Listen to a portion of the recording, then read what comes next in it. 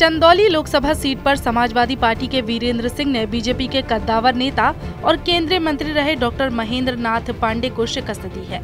2014 से 2019 लोकसभा चुनाव में प्रधानमंत्री मोदी की प्रचंड लहर में उन्होंने जीत हासिल की थी। हालांकि इस बार उनकी जीत पर संशय शुरू से ही जताया जा रहा था। बता दें, चंदौली केवल वाराणसी की लोकसभा सीट से सटा हुआ एक जनपद ही नहीं, बल्कि खुद बीजेपी का सबसे बड़ा गढ़ माने जाने वाले वाराणसी जनपद की प्रमुख 2 विधानसभा अजगरा और श्योपुर चंदौली लोकसभा सीट के अंतर्गत आती है।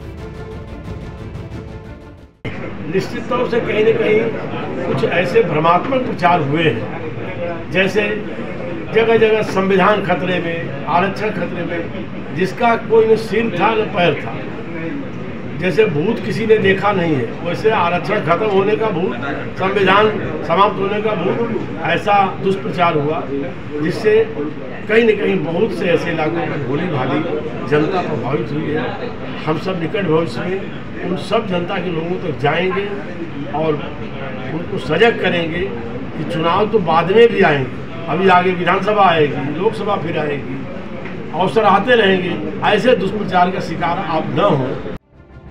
दरअसल बीजेपी ने केंद्रीय मंत्री महेंद्र नाथ पांडे को 2024 लोकसभा चुनाव के लिए एक बार फिर चंदौली लोकसभा सीट से मैदान में उतारा था। तब से लोगों ने इस बात का अंदाजा पहले ही लगा लिया था कि इस बार महेंद्र नाथ पांडे का जीतना यहां से आसान नहीं होगा। वहीं आज महेंद्र नाथ पांडे ने चुनाव में हार के बाद एक प्रेस कॉन्फ्रेंस की और खुद की हार का जिम्मा लिया।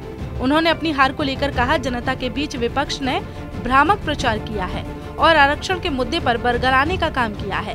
विपक्ष का ये झूठ वाला प्रचार ज्यादा दिन तक टिकने वाला नहीं है। आगे आने वाले विधानसभा चुनाव में हम फिर से बड़ी जीत दर्ज करेंगे।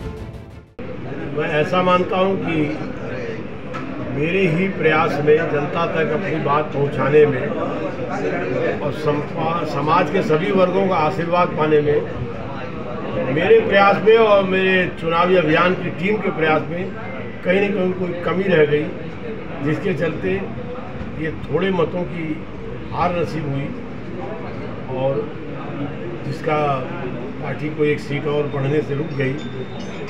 हम लोग इसका आगे अध्ययन करके कोशिश करेंगे कि ऐसी कमियां भविष्य में किसी चुनाव में ना, कि जो विकास ऑन प्रोसेस हैं, जो चल रहे हैं, वो सब 100% पूर्ण होंगे। माननीय मोदी जी की और माननीय योगी जी की डबल इंजन की सरकार उसे पूर्ण करेगी। साथ में जो विकास पाइपलाइन में है, क्योंकि मैं पार्टी का एक जिम्मेवार वरिष्ठ कार्यकर्ता हूँ और मेरे निवेदन को माननीय योगी जी भी सम्मान देते हैं और माननीय केंद्रीय नेतृत्व भी सम्मान देते हैं, और यहाँ हमारे विधायक गण हैं, तो हम सब मिलकर के और पार्टी संगठन है जो पाइपलाइन में है, वह सब काम भी 100% पूरा कराएंगे। वहीं राहुल गांधी द्वारा बनारस से प्रियंका गांधी के लड़ने पर प्रधानमंत्री के हराने वाले बयान पर पूर्व केंद्रीय मंत्री ने निशाना साधते हुए उनके बयान को बचकाना बताया है।